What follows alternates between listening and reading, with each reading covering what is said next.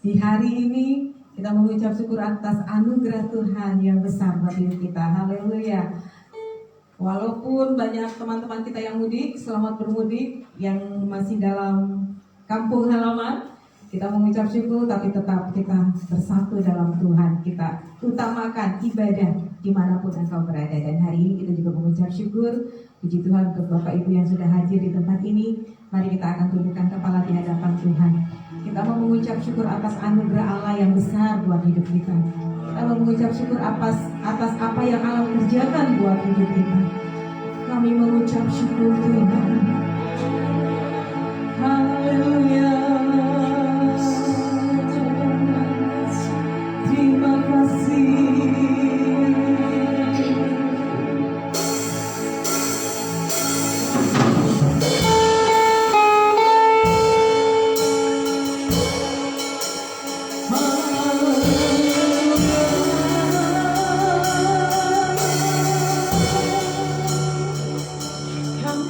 Kami mau nyanyi dan bersorak bagimu Tuhan.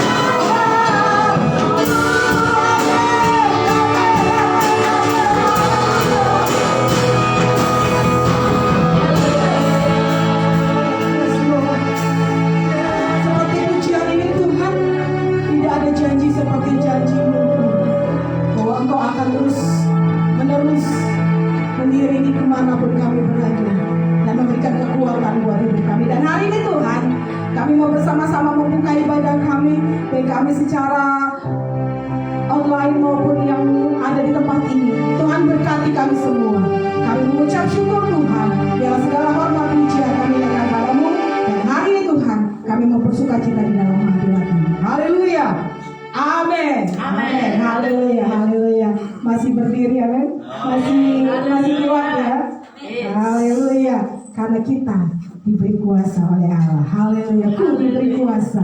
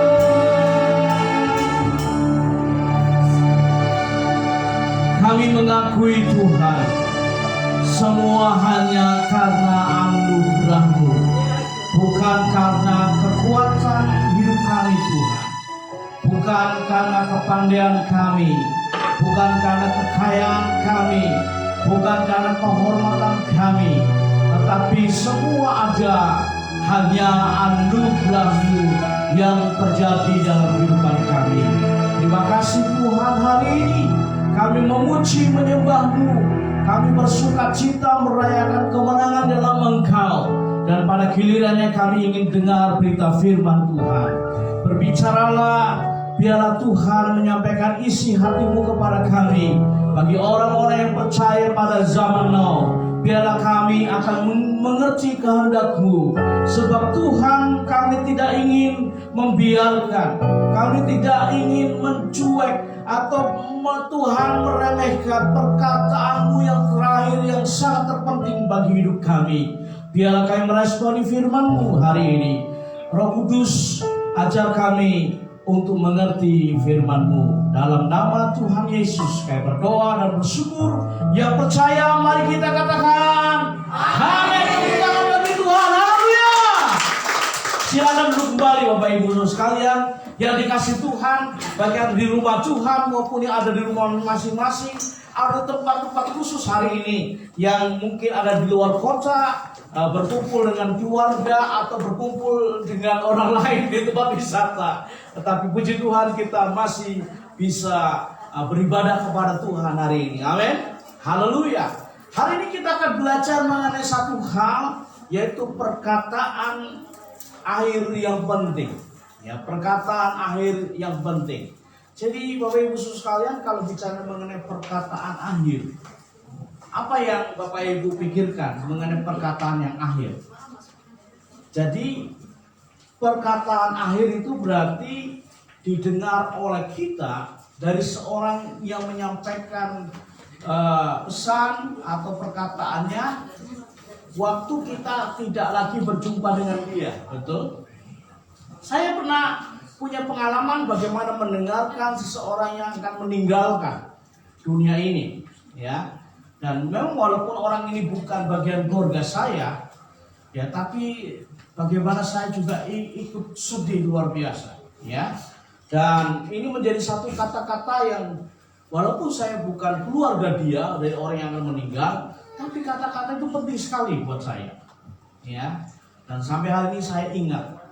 Nah, kalau saya bukan keluarga saja memahami perkataan atau wasiat dari orang yang meninggal itu penting sekali, apalagi seharusnya buat keluarga pasti bisa dikatakan sangat-sangat penting. Nah, kita akan belajar bagaimana perkataan dari Yesus yang terakhir waktu dia akan naik ke surga. Jadi kita belajar tentang perkataan akhir Yesus kepada murid-murid sebelum kenaikan ke surga. Mari kita akan membuka dalam Injil Lukas 24 ayat 44 sampai dengan 49. Dan biarlah kita akan membaca teks Alkitab dalam Lukas 24 ayat 44 sampai dengan 49. Kita akan baca bersama-sama. Karena itu dengan penuh sukacita dan hormat saya mengundang Bapak Ibu kita berdiri bersama-sama, ya, yang di rumah Tuhan maupun di rumah masing-masing, dan kita akan baca Injil Lukas 24 ayat 44 sampai dengan 49 dengan suara yang tegas, lantang dan penuh sukacita. Injil Lukas pasal 24 ayat 44 sampai dengan 49. 3, 2, 1. Ia berkata kepada mereka, inilah perkataanku yang telah kukatakan kepadamu ketika aku masih bersama-sama dengan kamu, yakni bahwa harus digenapi semua yang ada tertulis tentang aku dalam kitab Taurat Musa dan kitab Nabi-Nabi dan kitab Mazmur. Lalu ia membuka pikiran mereka sehingga mereka mengerti kitab suci. Katanya kepada mereka, ada tertulis demikian, Mesias harus menderita dan bangkit dari antara orang mati dan hari yang ketiga, dan lagi dalam namanya berita tentang pertobatan dan pengampunan dosa harus sampaikan kepada segala bangsa, mulai dari Yerusalem. Kamu adalah saksi dari semuanya ini, dan aku akan mengirimkan kepadamu apa yang dijanjikan Bapakku. Tetapi kamu harus tinggal di dalam kota ini sampai kamu diperlengkapi dengan kekuasaan dari tempat tinggi. Tuhan memberkati Bapak Ibu Saudara sekalian. Puji Tuhan, kalau kita tadi membaca bersama-sama dengan lantang, dengan tegas dan penuh sukacita firman Tuhan hari ini yang terambil dari teks Lukas 24 ayat 44 sampai dengan 49, saya bisa menyimpulkan bahwa perkataan Yesus kepada murid-murid sebelum kenaikan ke surga merupakan perkataan akhirnya yang penting kepada murid-murid. Kita bisa melihat bahwa baru saja kita memperingati berkenaan dengan Paskah. Apa itu Paskah? Kebangkitan Yesus dari kematiannya. Setelah dia mati pada Jumat Agung, lalu seperti firman Tuhan yang beliau ungkapkan sebelumnya bahwa dia akan bangkit. Dan kita bisa melihat bahwa dalam kebangkitannya Yesus menjumpai murid-muridnya. Ya, 40 hari dia berjumpa dengan murid-muridnya. Pertama kali dia menjumpai Maria Magdalena. Dia menjumpai murid-muridnya yang sedang berkumpul di sebuah rumah yang pintu jendelanya tertutup karena mereka ketakutan, ya, ditangkap oleh tentara Romawi, ya, karena mereka sudah diketahui bahwa mereka adalah pengikut Yesus. Dan Yesus juga menjumpai 2 orang murid yang akan meninggalkan Yerusalem, di mana mereka sedang menempuh perjalanan on the way, OTW, ya, di jalan Emmaus. Dan Yesus menjumpainya dan akhirnya mereka bisa mengerti bahwa inilah yang selama ini mereka ikuti, yaitu Yesus yang telah bangkit. Dan pada gilirannya Yesus terus dalam 40 hari itu dia menjumpai murid-muridnya, dia melayani bersama murid-murid dalam tubuh kemuliaan luar biasa. Pada akhirnya dia menggenapi apa yang sudah dia katakan bahwa dia akan kembali ke surga. Dan teks di dalam Injil Lukas 24 ayat 44 sampai dengan 49 merupakan perkataannya, pesan yang terakhir kepada murid-murid sebelum dia naik ke surga. Ini menjadi sesuatu yang luar biasa karena Yesus akan kembali ke tempat asalnya, yaitu surga. Dan tidak lagi berjumpa dalam tubuh manusia. Yesus yang dilahirkan melalui ibu yang cantik jelita namanya Maria. Kita bisa melihat bahwa ini suatu hal yang tidak main-main, sesuatu yang sangat penting dan pasti murid-murid harus meresponnya dengan baik.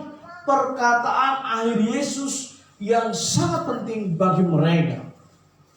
Nah, pertanyaannya, mengapa perkataan akhir Yesus kepada murid-muridnya sangat penting?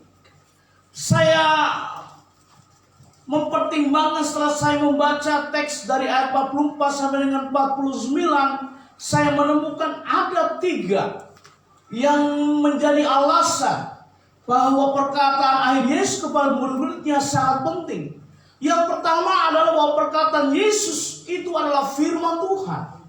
Kalau kita kembali dengan apa yang dikatakan dalam ayat 44 dan 45, ia berkata kepada mereka, inilah perkataanku yang telah kukatakan kepadamu ketika aku masih bersama-sama dengan kamu.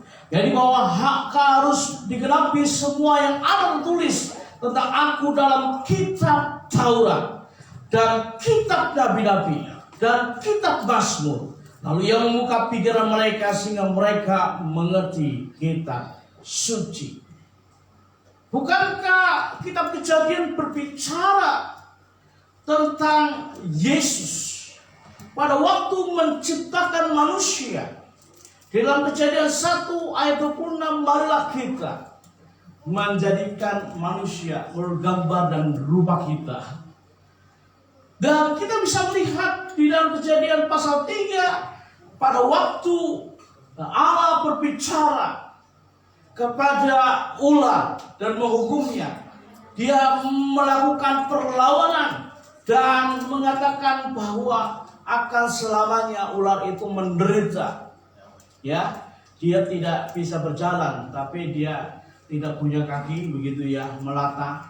Dan tidak hanya saja, Allah juga berbicara mengenai perempuan yang akan selamanya mengalami sakit di dalam kehidupannya. Yang maksud dia harus melahirkan, ya, mengandung. Ya, tapi janji dari Allah kepada manusia yang harus diselamatkan bahwa anak keturunanmu akan merembukan kepala ular. Itu yang disebut dengan Mesias yang akan datang. Kita bisa melihat bahwa dalam kitab-kitab Taurat yang ditulis oleh Musa, baik Kejadian, Keluaran, Bilangan, Imamat, kita bisa melihat ada gambaran yang sangat nyata mengenai datangnya Mesias. Kita bisa melihat bagaimana kitab nabi-nabi. Yesaya bicara dengan lugas seorang hamba Tuhan yang akan menderita. Yesaya bicara mengenai akan datangnya dia yang namanya disebut orang Bapak yang kekal, penasehat ajaib, Allah yang perkasa. Betul? Kita bisa melihat bagaimana Mika, seorang nabi yang juga menyampaikan pesan Tuhan bahwa nanti di Bethlehem sekali-kali engkau bukan kota yang kecil, katanya, sebab akan lahir juru selamat. Mazmur berbicara banyak mengenai Tuhan, bagaimana dia digambarkan seperti gembala. Mazmur berbicara bagaimana akan tumbuh dari taruh Isai, tunas Daud, juru selamat yang akan datang. Bukankah ini berbicara mengenai suatu hal ribuan tahun sebelumnya, dan ini digenapi? Apa yang dikatakan oleh Yesus itu adalah firman Tuhan. Dan kita bisa melihat bahwa dalam ayat 45, lalu ia membuka pikiran mereka sehingga mereka mengerti kitab suci. Buat dua orang yang berjumpa dengan Yesus saat mereka sedang on the way, OTW di jalan Emmaus. Mereka bukan orang-orang yang baru mendengar tentang kebenaran. Mereka sudah dari sejak dini kecil, ya, waktu mereka berkumpul dengan orang tuanya mau makan. Ini kebiasaan orang Yahudi. Kalau mau makan, lalu bapaknya cerita mengenai Tuhan mereka yang esa, Tuhan yang satu saja. Menceritakan bagaimana kitab-kitab Taurat, bagaimana kitab-kitab Nabi, bagaimana Mazmur berbicara mengenai juru selamat. Jadi mereka mengerti. Saudara dan saya yang hidup pada zaman sekarang ini, bagaimana respon kita mengenai perkataan Yesus ini yang adalah firman Tuhan. Buat kita, firman Tuhan sangat penting dalam kehidupan kita, bukan? Bukankah kita Mazmur mengatakan, firman-Mu itu pelita bagi kakiku dan terang bagi jalanku. Firman Tuhan itu menjadi pedoman satu-satunya bagi hukum, kaidah, pola hidup kita pada zaman sekarang ini. Kita bisa melihat bagaimana sekarang orang mencari banyak kebenaran dan mulai mencari melalui medsos. Wah, ini ya tips bagaimana supaya punya karakter yang baik, katanya. Ya, menurut ibu motivator ini tipsnya ada 10, katanya. Lalu lewat Twitter ada seorang bapak yang motivator bilang kalau hidup keluarga rukun tipsnya ini, tapi kenyataannya beliau juga tidak punya kehidupan yang rukun dalam keluarganya, ya. Di demo sama anaknya yang telah ditinggalkan sejak kecil. Kita bisa melihat bahwa ini adalah sesuatu hal yang sama-sama buat kita. Jelas buat kita hanya firman Tuhan. Tidak ada yang lain. Dan waktu murid-murid mendengarkan perkataan Yesus, saya memahami bahwa mereka mengerti kitab suci itu, artinya perkataan Yesus tidak bisa diremehkan begitu saja. Karena perkataan ini berhubungan dengan misinya yang harus dilanjutkan oleh murid-murid di muka bumi ini. Saudara saya, kalau ada di antara saudara dan saya yang mendengar perkataan dari orang yang buat kita sangat kita hormati, yang sangat kita kasihi, waktu dia menyampaikan wasiat terakhir buat kita, pasti kita akan mengatakan, yes, saya akan komitmen akan melakukannya. Betul? Saya akan berjuang mewujudkannya. Ya. Saudara, yang kedua, mengapa perkataan akhir Yesus kepada murid-muridnya sangat penting? Bukan hanya perkataan Yesus itu adalah firman Tuhan. Yang kedua, perkataan Yesus itu berita kepada segala bangsa. Coba kita lihat di dalam Lukas 24 ayat 46 dan 47. Sekali lagi perhatikan katanya kepada mereka. Ada tertulis demikian, Mesias harus menderita dan bangkit dari antara orang mati dan pada hari yang ketiga. Dan lagi dalam namanya berita tentang pertobatan dan pengampunan dosa harus sampaikan kepada segala bangsa, mulai dari Yerusalem. Perhatikan, harus disampaikan kepada segala bangsa. Saya memahami pada waktu Yesus mengatakan, seperti yang firman Tuhan kitab suci katakan, bahwa anak manusia Mesias harus menderita dan bangkit dari antara mati pada hari ketiga, dan berita pertobatan pengampunan harus disampaikan kepada segala bangsa. Waktu Yesus mengatakan hal ini, dampaknya radiusnya itu bukan hanya kepada Yerusalem, tapi kita bisa melihat di dalam kitab Kisah Para Rasul. Lukas menuliskan, Kisah Rasul 1 ayat 8, Yerusalem, Yudea, Samaria sampai ke ujung bumi. Artinya apa? Lingkaran radius wilayahnya bukan hanya lokal, tapi global. Bukan hanya kota, negara, tapi seluruh dunia ini.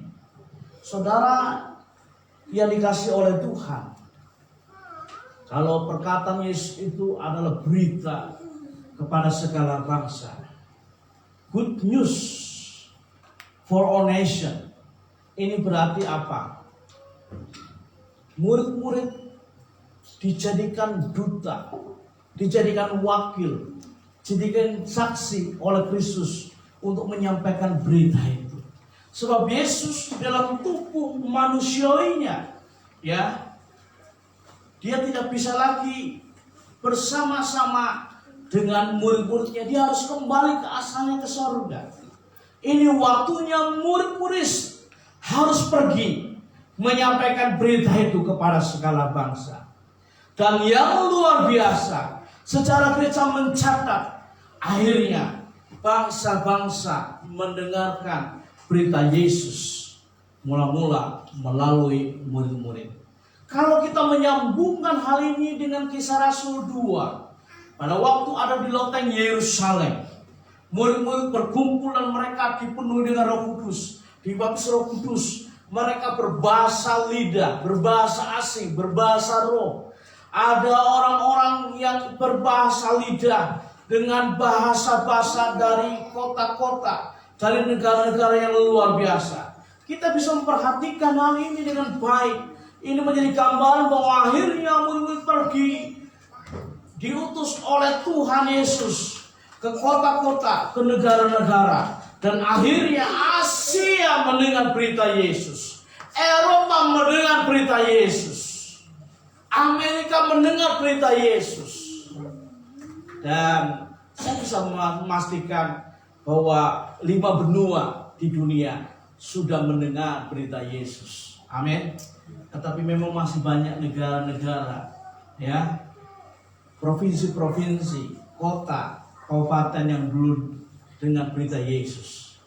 Walaupun 5 benua ini sudah mendengar berita Yesus.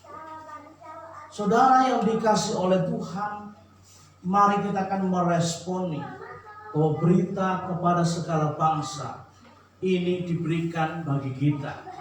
Mandat akhir, amanat agung dari Yesus ini diberikan bagi saudara dan saya pada zaman Nuh. Saya ingin mengajak, yuk kita meresponi. Wah, kita terhormat dijadikan duta-dutanya Allah. Amin.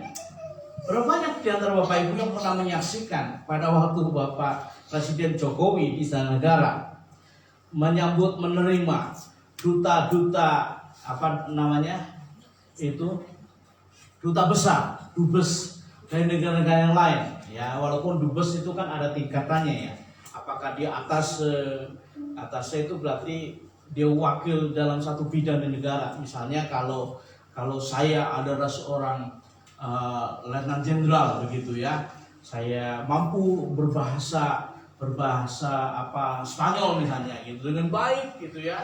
Saya jadi atas militer Indonesia di negara Spanyol misalnya begitu ya, walaupun ada duta besarnya begitu ya, dan sebagainya, konsulat dan sebagainya. Biasanya dalam bidang-bidang khusus, misalnya dalam bidang perdagangan, ekonomi, begitu ya, sosial, itu namanya konsulat. Bapak Ibu sekalian, kita nggak mempedulikan, ya, apa grade, apa tingkatannya. Yang terpenting semua kita dijadikan duta besar Raja Allah. Amin. Wah, begitu bangga, betul?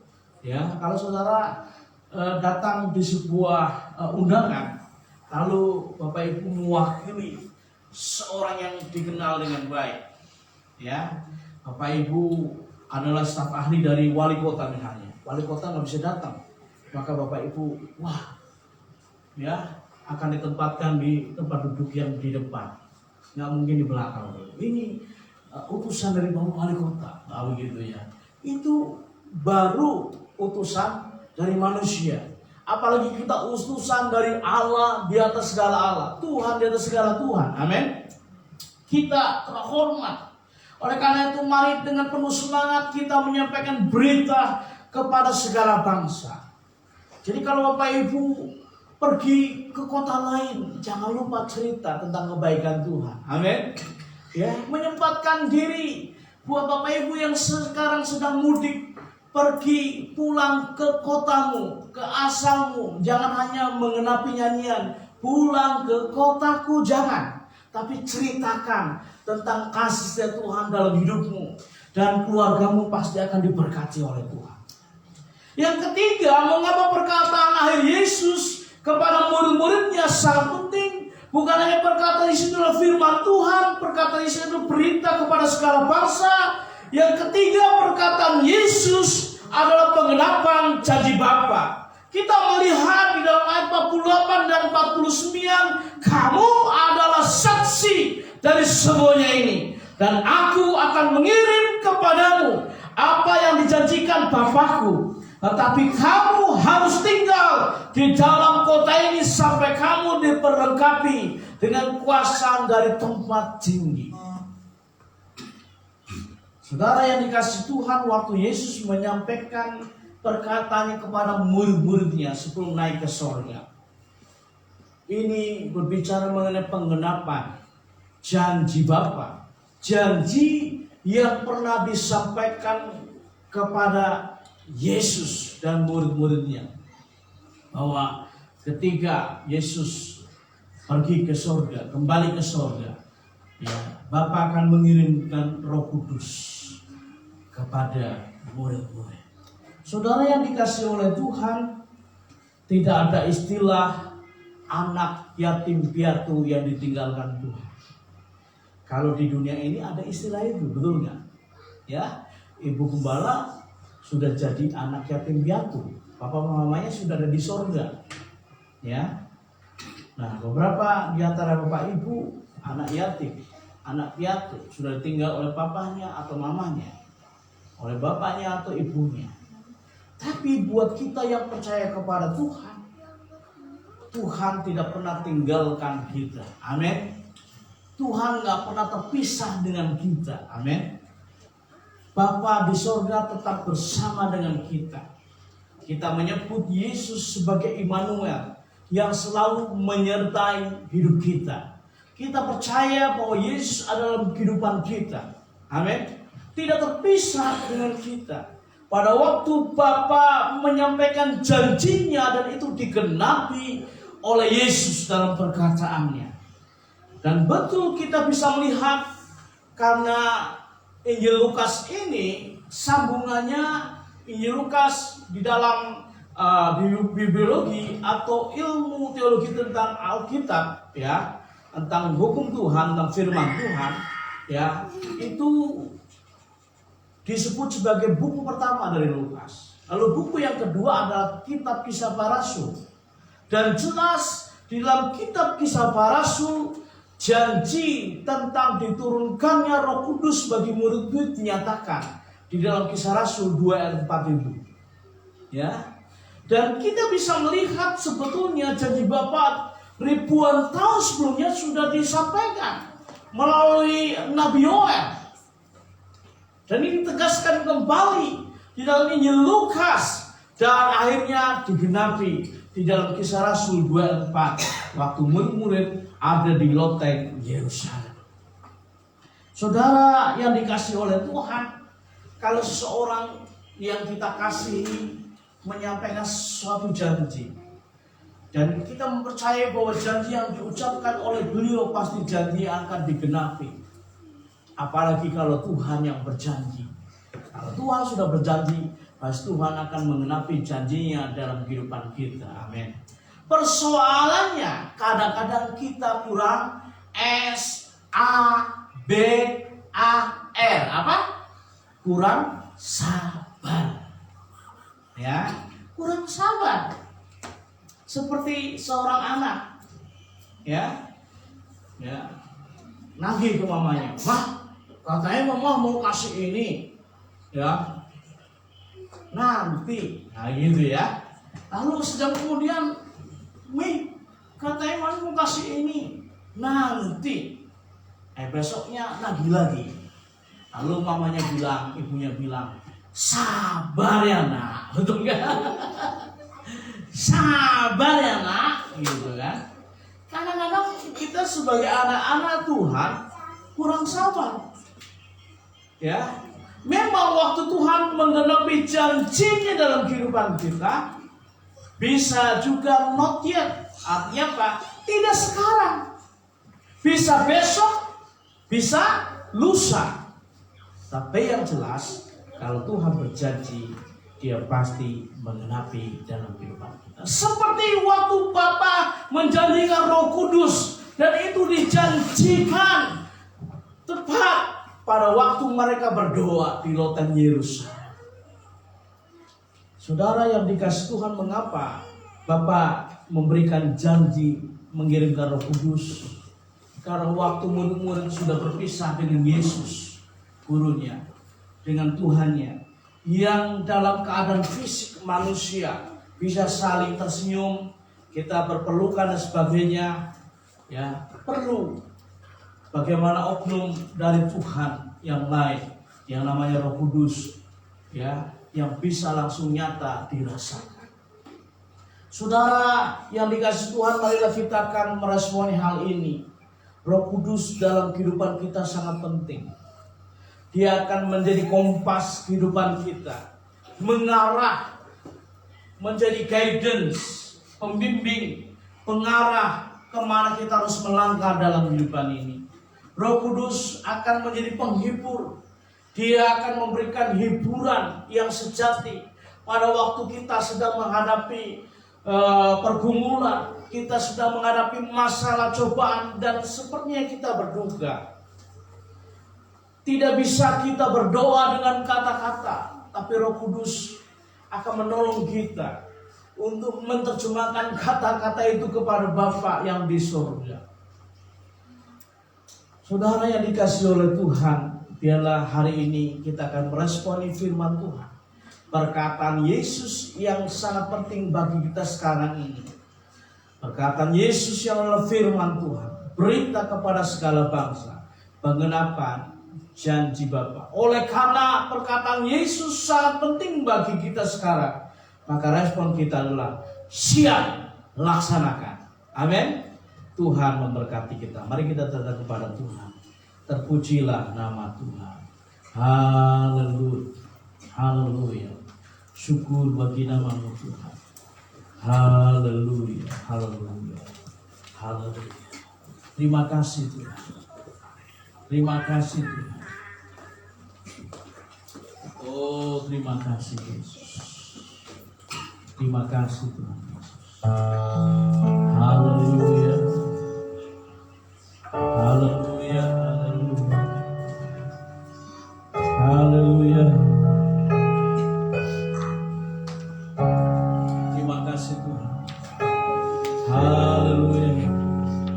Bapak Ibu Saudara sekalian, mari saya akan mengajak Bapak Ibu Saudara sekalian kita berdiri bersama-sama. Haleluya. Mari kita akan menyanyikan pujian anugerah-Mu, anugerah-Mu. Oh, penyertaan menyertai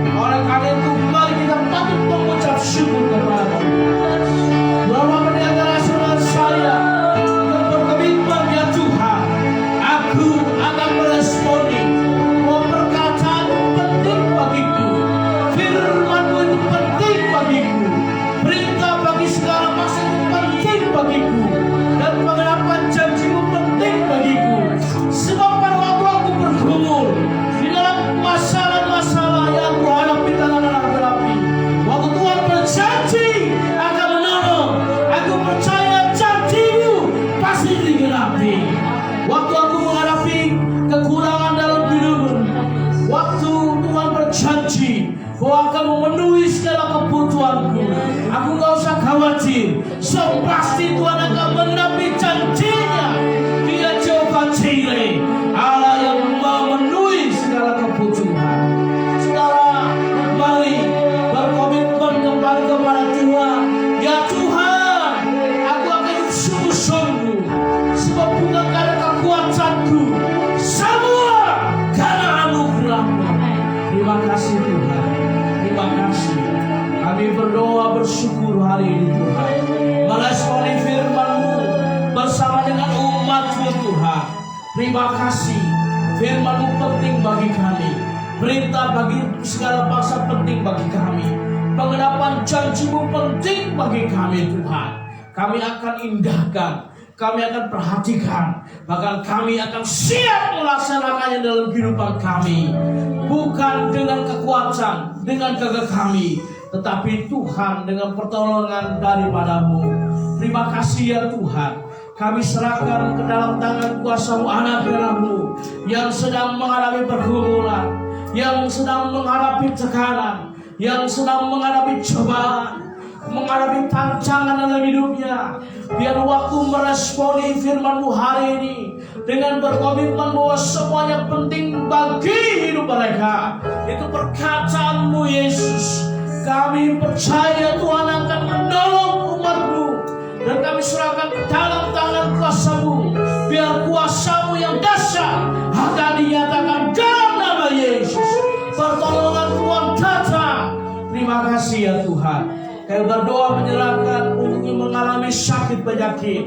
Di dalam nama Yesus, waktu mengambil keputusan yang baru kembali, bahwa firman-Mu penting, perintah kepada segala bangsa penting, dan pengenapan janji Tuhan penting. Seperti janji-Mu oleh bilur darah anak domba Allah, sedang yang sakit akan disembuhkan dalam nama Yesus. Terima kasih Tuhan. Kami mengucap syukur buat kebaikan-Mu hari ini, dan terima kasih untuk anugerah-Mu. Serahkan semuanya ke dalam tangan kuasa Tuhan Yesus Kristus. Terima kasih ya Tuhan. Kami bersyukur buat kebaikan Tuhan. Hari ini kami sebentar akan memberikan persembahan untuk pekerjaan Tuhan. Dan Tuhan akan memberkati. Kami berdoa menyerahkan buat petugas pelayan dari kolektor, juga Tuhan akan memberkati. Kami serahkan pemberian untuk pekerjaan Tuhan. Dia akan berfaedah untuk pelebaran perluasan kerajaan Allah yang Tuhan mandatkan bagi gereja kami. Terima kasih Tuhan, kami serahkan ke dalam tangan kuasa-Mu persembahan secara tunai maupun persembahan secara transfer melalui rekening BCA, GC Citeraya. Kami serahkan ke dalam tangan kuasa Tuhan Yesus Kristus. Di dalam nama Tuhan Yesus kami berdoa. Haleluya. Amin. Silakan kembali Bapak Ibu Saudara sekalian, kita akan memberikan persembahan kepada para pelayan persembahan. Ada Ibu Fen dan Ibu Yena dipersilakan untuk memberikan persembahan. Bapak Ibu Saudara sekalian, puji Tuhan, kita sudah beribadah dan kita sudah mendengarkan firman Tuhan. Tuhan akan memberkati Bapak Ibu Saudara sekalian yang penuh dengan setia datang beribadah kepada Tuhan Yesus Kristus. Terima kasih Bapak Ibu Saudara sekalian, dan beberapa bagian besar dari saudara kita yang mudik pergi keluar kota melakukan perjalanan juga mengikuti ibadah secara online melalui Facebook Gereja Citeraya pada hari ini. Puji Tuhan Bapak Ibu Saudara sekalian, jadi kegiatan sepekan kita adalah bahwa Selasa sampai dengan Kamis tanggal 25 sampai dengan 27 April 2023, di mana komunikasi pastoral secara online itu tetap dilaksanakan Bapak sekalian. Jadi komunikasi di antara gembala, Bapak Ibu gembala, pengurus gereja dengan jemaat tetap dilaksanakan, sedangkan komunitas temu orang percaya secara onsite masih diliburkan. Nah, hari Jumat 28 April 2023 dan Sabtu 29 April 2023 kegiatan diatur secara insidental atau situasional. Jadi berkenaan dengan latihan pujian penyembahan ibadah untuk ibadah raya umum nanti disepakati saja ya. Jadi Bapak Ibu Saudara sekalian, lalu hari Minggu tanggal 30 April 2023 ibadah raya umum jam 8 pagi, ibadah raya anak jam setengah 9 pagi, lalu ibadah tunas remaja ya jam 10 masih diliburkan ya, jadi ibadah anak yang sudah dilaksanakan Bapak Ibu sekalian. Nah Bapak Ibu sekalian yang melayani dalam ibadah raya minggu depan tanggal 30 April 2023 pengkhotbahnya Bapak Amin, lalu pujian Ibu Aven Guru Harianja, singernya Saudara Yudea dan Saudari Putri, pemusiknya Saudara Yuda, Saudara Esa, Saudara Arya, Saudara Andri, dan Brother Ando.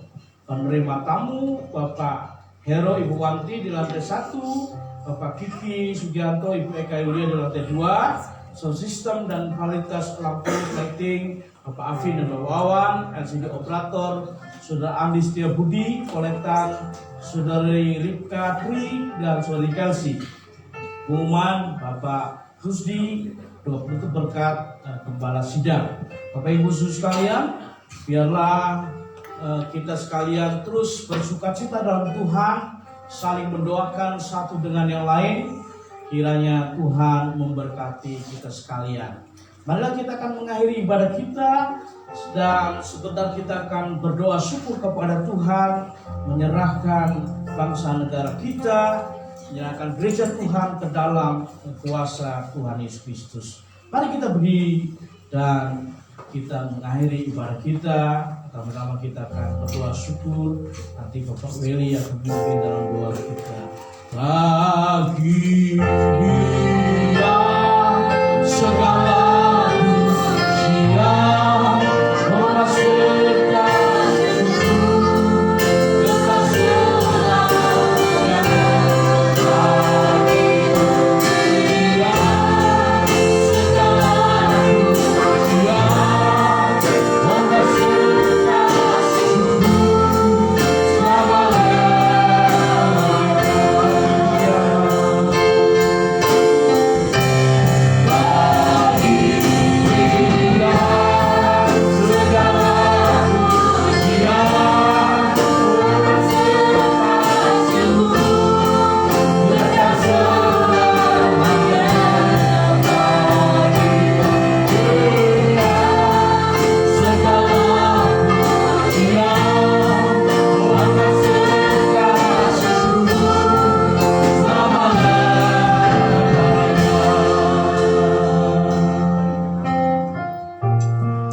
Bapa di surga, terima kasih.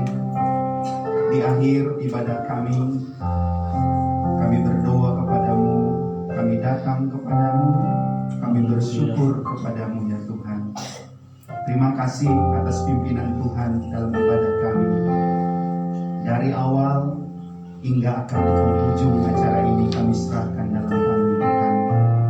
Penyertaan Tuhan sungguh luar biasa dalam hidup kami Bapa. Tuhan berkati hamba-hamba Tuhan yang sudah terlibat dalam pelayanan hari ini. Tuhan memberkati semuanya Bapa, baik penyambut tamu, pembawa kolektan, pemimpin pujian, pemain musik, dan hamba-Mu yang menyampaikan firman Tuhan. Semua diberkati oleh Tuhan ya Bapa. Bapa di surga, kami mengucap syukur atas kebaikan Tuhan dalam hidup kami, di mana Tuhan selalu tidak pernah meninggalkan kami. Kami berdoa, terima kasih atas kesehatan yang Tuhan berikan kepada kami semua. Kami diberikan kesehatan oleh Tuhan, semua karena kebaikan Tuhan. Kami berdoa bagi keluarga-keluarga yang tidak mudik, Tuhan sudah memberkati semuanya. Bagi teman-teman kami, keluarga-keluarga Bapak Ibu yang melakukan perjalanan mudik dan sudah tiba di rumah mereka masing-masing, Tuhan telah memberkati mereka semua dengan keselamatan yang dari Tuhan, sehingga tiba di tempat tujuan dengan selamat. Dan kami berdoa mereka akan kembali ke tempat ini dengan selamat. Bapa di surga, kami juga berdoa bagi keluarga-keluarga yang sedang berwisata atau berlibur dimanapun mereka berada. baik di dalam kota ataupun di luar kota. Tuhan memberkati mereka semua. Tuhan jaga mereka semua.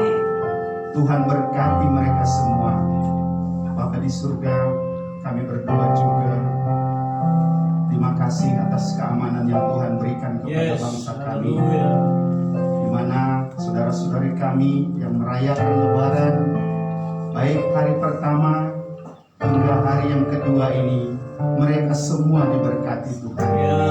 Mereka dijamah oleh Tuhan, sehingga mereka dapat merayakan Hari Raya Idul Fitri dengan baik, ya Bapa. Terima kasih atas kedamaian, keamanan yang Kau berikan kepada bangsa kami Indonesia. Kami berdoa Tuhan, teringat ada sebagian kecil bangsa kami yang kurang mengalami keamanan. Sebagian kecil dari daerah Papua kami serahkan dalam tangan Tuhan. Di mana ada sebagian daerah yang mengalami konflik, khususnya ada separatis bersenjata. Mereka anak-anak Tuhan, ya Bapa. Sekelompok anak-anak Tuhan yang ingin memisahkan diri dari negara kesatuan Republik Indonesia. Kami berdoa, Tuhan jamah mereka. Tuhan jamah mereka agar mereka kembali ke negara kesatuan Republik Indonesia. Pakai aparat keamanan yang sedang melaksanakan tugas di sana, baik TNI, Polri, supaya mereka dapat menjalankan tugas dengan baik. Terima kasih Bapak, terima kasih. Kami juga berdoa, terima kasih Engkau berkati Banten ini Tuhan, provinsi di mana kami tinggal. Berkati Tangerang di mana kami tinggal Tuhan. Berkati Citra Raya khususnya dan sekitarnya. Terima kasih Bapak, terima kasih. Kami berdoa dan bersyukur padamu, Kau berkati bangsa kami. Sebentar lagi tahun depan akan ada pesta pemilihan kepala daerah, DPR, DPRD, bahkan Presiden. Kami serahkan semua dalam tangan Tuhan. Dalam nama Tuhan Yesus, kami berdoa dan bersyukur. Haleluya.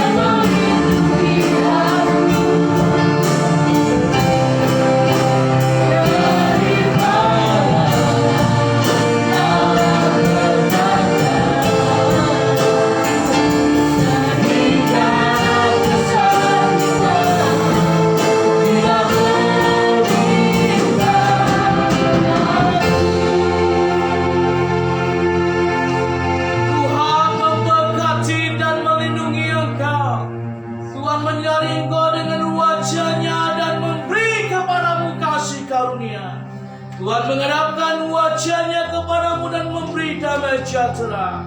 Hanya saudara-saudara dikasih Tuhan pulanglah dengan membawa berkat damai sejahtera dari Allah Bapa, kasih karunia dari Tuhan Yesus Kristus, dan persekutuan bersama dengan Roh Kudus menyertai kita hari ini. Tuhan datang kali kedua menjemput kita gerejanya.